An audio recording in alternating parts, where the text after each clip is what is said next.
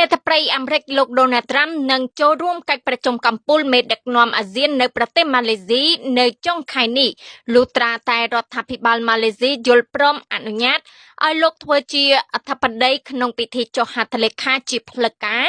លើកិច្ចព្រមព្រៀងសន្តិភាពរវាងកម្ពុជានិងថៃនៅក្រៅកិច្ចប្រជុំកំពូលនេះបើតាមការចេញផ្សាយដោយសារព័ត៌មាន Politico ចេញផ្សាយនៅថ្ងៃទី7ខែតុលាឆ្នាំ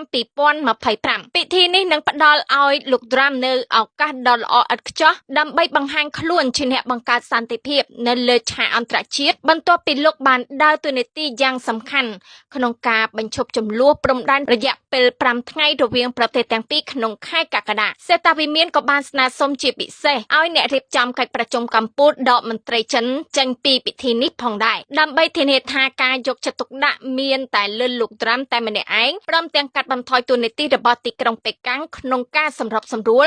រវាងទីក្រុងបាងកកនិងភ្នំពេញក៏បញ្ជាក់ថាការទាមទាររបស់លោក Trump ធ្វើឲ្យម៉ាឡេស៊ីស្ថិតក្នុងស្ថានភាពដ៏លំបាកមួយនាយករដ្ឋមន្ត្រីម៉ាឡេស៊ីលោក Anwar Ibrahim ត្រូវការជៀសវាងការធ្វើឲ្យលោក Trump ខកចិត្តខណៈមេដឹកនាំម៉ាឡេស៊ី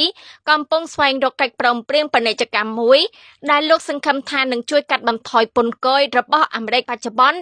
19% លើផលិតផលនាំចូលពីម៉ាឡេស៊ីប៉ុន្តែទីក្រុងកូឡាឡាំពួរក៏មិនចង់ធ្វើឲ្យទីក្រុងប៉េកាំងដែលជាដៃគូពាណិជ្ជកម្មធំជាងគេរបស់ប្រទេសនិងជាប្រភពដ៏សំខាន់នៃការវិនិយោគពីបរទេសអាក់អន់ចិត្តដែរ